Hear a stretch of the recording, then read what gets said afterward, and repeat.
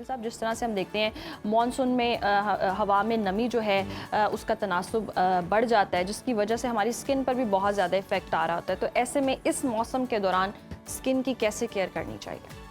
देखिए, पहली बात तो ये है कि पानी का इंटेक ज़्यादा करना चाहिए हमें, और पानी थोड़ा सा अगर हम गर्म करके नीम गर्म पीते रहें तो वो ज़्यादा अच्छा है as per compare to normal water, या बहुत ज़्यादा ठंडा पानी तो बिल्कुल नहीं लेना चाहिए। और उसके बाद है हमारे यहाँ मुरगन चीज़ों का इस्तेमाल। ठीक है। कौम जो है ना, वो अगर ये नहीं सुनना चाहती या नहीं अगर ये अमल करना चाहती ना कि जी हमें तेज़ मुरगन और मिर्च मसाला वाली ग़िज़ाओं के हम आदी हो चुके हुए हैं और बड़े दिल दादा हैं कि हमने ये लाजमी खानी है, तो फिर इन दिनों में ये वाला जो ख़ास तौर पे मौसम है जिसमें आप अंदाज़ा करें ना कि टेम्परेचर इस वक्त कहाँ जा रहा है। आपके दरख्तों पे जो फल है वो इस वक्त यानी जामन भी पकने से बजाय, मोटा होने के बजाय वो भी बहुत छोटा छोटा और सुकड़ा हुआ किस्म का आ रहा है। तो हमें ये सोचना है कि हमें अपने आप को इन गर्म खुश्क या खुश्की वाली चीज़ों से ख़ास तौर पे बचाना है जो तज़ाबियत, एसिडिटी और खुश्की पैदा करती हैं। क्यों? और दूसरा ये है कि इसमें पसीना आ रहा होता है, तो पसीना आने के बाद भी हमारे मसाम जो है वो सम टाइम ब्लॉक हो जाते हैं, और उसकी वजह से हमारे नेक्स्ट अंदर से आने वाले जो फासद मादे हैं वो बॉडी के अंदर रुक जाते हैं, जिसकी वजह से पित्त या दाने या गर्मी दाने या छाले से मुख्तलिफ जल्दी इमराज जो है ना वो बनती हैं। तो एक तो ये है कि इस सीज़न में रोज़ाना हमें बिला नागा जो है वो नहाना चाहिए, रोज़ाना नहाने की आदत बनानी चाहिए। और नहाने के बाद हमें सरसों का तेल और डिटोल, दो चीज़ें हैं। सरसों का तेल जो है वो आप ले लें, फ़र्ज़ करें कि 1 पाव आपने सरसों का तेल लिया है तो उसमें 10 ग्राम जो है वो डिटोल डाल के उसको मिक्स कर लें। उसके साथ बाद में आप बॉडी के ऊपर उसको ज़रूर लगाएं ताकि उसके बाद ये वाले मसले जो है वो आपके ना बने। बारिश है, उसमें नहाना सबका दिल करता है कि हम बारिश में ज़रूर नहाना चाहिए लेकिन बहुत ज़्यादा यानी वो गंदे कपड़ों के साथ नहीं, ज़रा अच्छे साफ़ कपड़े या निकर शर्ट जो भी पहननी है आपने, और उसके बाद उन कपड़ों के साथ फिर कुछ लोगों की कोशिश होती है कि आप भीगे हुए हैं तो इन्हीं कपड़ों के साथ ज़रा थोड़ी देर और एंजॉय करते रहें। तो कपड़े जैसे ही आप नहा चुके हों या आपने फिनिश किया तो उसके बाद वो गीले कपड़े जो है वो ज़ेब तन ना रखें ना, उसको उतार दें और कपड़े चेंज कर लें, तो वो भी काफ़ी हद तक जो है वो ठीक रहेगा। और इसमें हमें जो सब्जियां हैं उसमें ज़्यादातर हमें कद्दू है, टींडे हैं, घिया तोरी है, मूली है, गाजर है, शलजम है, पेठा कद्दू है, भिंडी तोरी है, ठंडी तासीर वाली जो सब्जियां इस तरह की, उनकी तरफ थोड़ा सा हमें ज़्यादा रुझान रखना चाहिए। कद्दू का मिल्क शेक बहुत अच्छा है, कद्दू का जूस बहुत अच्छा है कि आप 1 गिलास पानी लें, उसमें एक छोटे साइज़ का कद्दू छिलके समेत धो के, छिलका नहीं उतारना, धो के और उसको मोटा काट के आप ज़रा उसमें डाल के 1 गिलास पानी में, और उसमें आपने 5 दाने काली मिर्च डाल लें और 2-3 टहनियाँ आप सब्ज़ पुदीने की पत्तों समेत डाल लें। तो आप इसको शेक करके अगर आप इसको भी पियेंगे तो ये भी आपके लिए फ़ायदा करेगा एज़ पर कम्पेयर टू कि हम चाय पी रहे हैं या हम कॉफ़ी पी रहे हैं, तो ज़ाहिर बात है वो खुश्की की तरफ हमें लेके जाती है। साहब, आपने कहा ना कि आप देखें कि गर्मी कहाँ जा रही है, तो जवाब उसका सादा सा ये कि बर्दाश्त से बाहर जा रही है। और ऐसे में हम देखते हैं कि बच्चे बड़े ये सभी जो हैं वो कोई नहर का रुख कर लेता है, वो पुलिस से बच के अगर नहा सकता है वहाँ पे, ट्यूबवेल पे जाते हैं लोग, और सबसे ज़्यादा जो पब्लिक हम देखते हैं स्विमिंग पूल्स बने हुए हैं, नौजवान वहाँ बहुत जाते हैं, तो उसके बाद फिर उन्हें बहुत सारे मसाइल भी होते हैं क्योंकि कोई नहीं पता कि किसको क्या मसला है, वो भी उसी पूल में कूद रहा है। उनके लिए क्या एहतियाती तदाबीर है ये भी बता दें। देखें, एक तो ये चाहिए कि जो पानी चल रहा है ना, बहते हुए पानी में तो इतना मसला नहीं बनेगा। जैसे आप किसी नहर में कोई नहा रहा है कहीं पे, जब नहर सिर्फ हमारे लाहौर में कैनाल ही नहीं, ज़ाहिर छोटे शहरों में या बाकी की देहातों में भी शामिल होता है, ज़ाहिर है, तो वहाँ इतना बड़ा मसला नहीं है, पानी चल रहा है, नहर में नहाया जा सकता है। ट्यूबवेल चल रहा है तो उसमें भी आप नहा सकते हैं, जो कि पानी जो आ रहा होता है, जो बह रहा होता है, बहता पानी जो है वो पाक होता है, उसके लिए इशू नहीं है। ख़ास तौर पे ये जो स्विमिंग पूल बनाए गए हैं बहुत सारी जगहों पे, और उनमें जो लोग जाके नहा रहे होते हैं ना, वहाँ इशू है कि वहाँ कोई ना कोई इस तरह के मसले हो सकते हैं। और हमारे यहाँ चूँकि ये इस तरह का शऊर भी नहीं है कि हमने अपने आप को हाइजीनिक के लिए, पहले आप देखें ना दूसरे किसी मुल्क में हो तो वहाँ पे स्विमिंग पूल्स में जब आपने जाना है तो पहले उससे पहले उन्होंने बाकायदा शावर लेना है और अपने आप को डिटॉक्स करना है बॉडी को, फिर आप उसमें जाएंगे।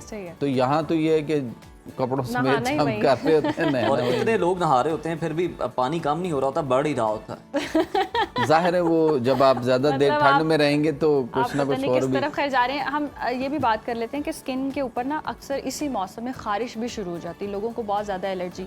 ये क्या वजह होती है और इसका हल क्या है? देखें, इसकी वही वजह है जो हमने पहले डिस्कस ठीक है। की ना, कि जब आपके जिस्म में खुश्की पैदा हो जाएगी तो खुश्की बढ़ेगी तो आपके छोटे छोटे मसलों से लेकर आपकी स्किन सोराइसिस तक ले जाएगा। यही खुश्की आपको, अच्छा इसमें कब्ज़ भी नहीं होने देनी चाहिए, जो कॉन्स्टिपेशन है। अगर ऐसा कुछ हो तो कस्ट्राइल ले लें, या ऐसा कुछ हो तो आप गर्म दूध में देसी घी डाल के जो है वो भी आप ले सकते हैं। लेकिन हमारे यहाँ जो कि वो इन चीज़ों से हम थोड़ा सा इज्तनाब करते हैं या खौफज़दा हैं जी, जी। कि पता नहीं ये खाने से कोई हार्ट प्रॉब्लम ना हो जाए, ये कोलेस्ट्रोल ना बढ़ जाए। हालांकि ऐसा उसका जो है वो कोई ताल्लुक उसके साथ नहीं है। ठीक। और कोशिश करनी चाहिए कि इन दिनों में उम्दा और तरोताज़ा खाएं, जैसे कुरान में अल्लाह ताला सही के फ्रेश खाएं, ताज़ा बनाएं, ताज़ा खाएं, क्योंकि जो चीज़ आप फ्रिज में रखेंगे या देर तक पड़ी रहेगी उसको भी फंगस वो लग जाती है बासी इस हो मौसम जाएगी। बासी हो जाएगी, जैसे जैसे बासी होती जाएगी उसमें ताफन आता जाएगा। ठीक है। और बज़ाहिर चाहे हमें वो फील ना हो, लेकिन ताफन उसमें आ रहा होता है। थोड़ा आ रहा होता है तो उसी हिसाब से इफेक्ट होगा, ज़्यादा आ चुका होगा तो उसी हिसाब से फिर हमें आदत पड़ गई कि हमने माइक्रोवेव ओवंस में चीज़ों को गर्म करना है, चूल्हे पे गर्म नहीं करना। चूल्हे पे गर्म करने का फ़र्क ये है कि वहाँ चीज़ आराम से और अच्छे तरीके से अंदर तक गर्म होती है और हमें पता चल जाता है कि स्मेल आ गई या वो बुलबुले आ गए, उसके ऊपर बबल्स बने, सही। तो इसका मतलब है चीज़ जो है वो सालन या जो भी है वो ख़राब है। खराब है। और अगर हमने वो माइक्रोवेव ओवन में गर्म किया तो वहाँ ज़ाहिरी बात है वो ऊपर से चीज़ तेज़ गर्म होती है और अंदर से चीज़ ठंडी होती है। तो इसलिए हमें वो वहाँ ये भी नहीं पता चलता कि हम बासी चीज़ें खा गए, ख़राब चीज़ें खा गए, ताफ़न वाली खा गए। कैसा हुआ, जैसे ठंडा दूध आजकल बहुत लोग पीते हैं, और ख़ास तौर पे आप देख लीजिए कि बहुत ज़्यादा आपको ठंडा दूध बाज़ारों में बॉटल्स की शक्ल में मिलेगा। तो अब वो पता नहीं ख़राब है या सही है, क्योंकि हमने वहाँ से लिया ठंडा ही पी लिया, हमने उसको गर्म तो किया ही नहीं। अगर आपने ठंडा भी करके पीना है तो पहले उसको फ्रिज में, फ्रीजर में, जहाँ भी पड़ा हुआ है, पहले उसको निकाल कर आप पहले गर्म करो। ठीक है। गर्म करने के बाद उसको देखो कि वो फुट गया या ठीक है।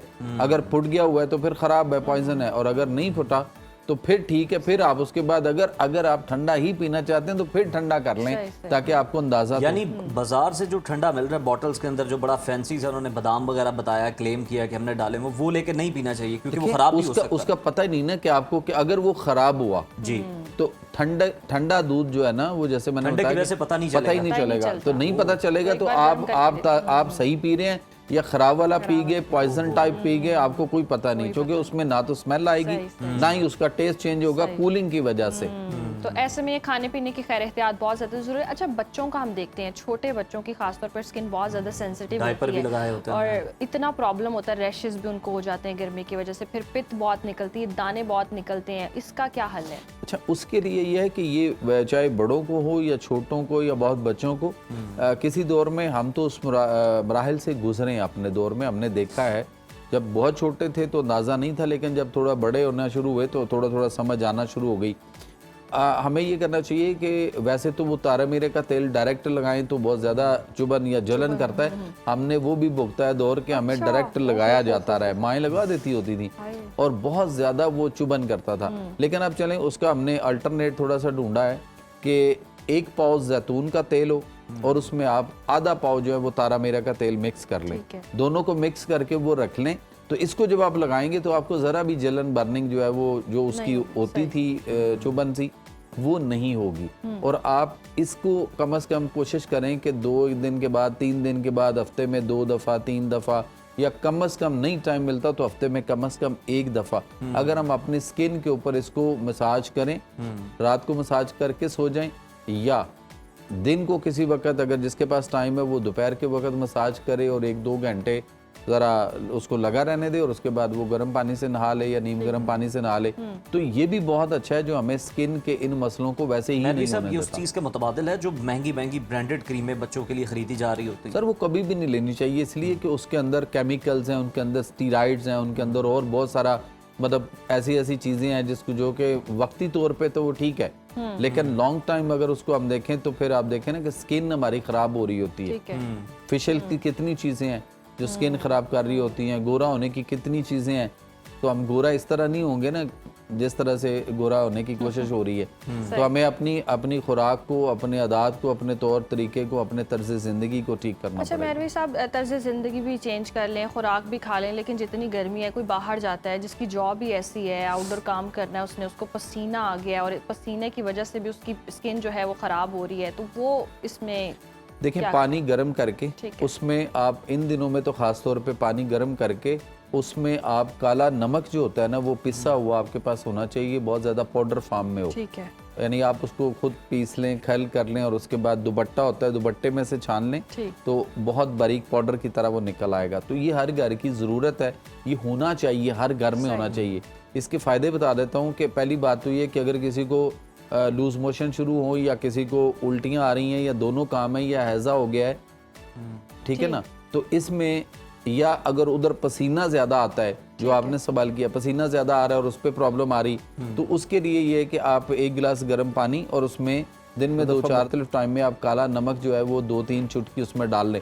काला नमक से ब्लड प्रेशर हाई नहीं होता, ठीक है, एक तो ज़हन में ये रखना है। और ये हमें पीना चाहिए ताकि हमारे जो नमकियात वेस्ट हो रहे होते हैं ना पसीने के ज़रिए या पेशाब पखाना आने के ज़रिए, ज़्यादा होने से लूज़ मोशन या डिहाइड्रेशन, वो भी कवर करता है। और उसके बाद आ गया कि हमें इसी काला नमक को जो पिसा हुआ पड़ा हुआ हो तो हमें अरके गुलाब घर में होना चाहिए, हर घर में।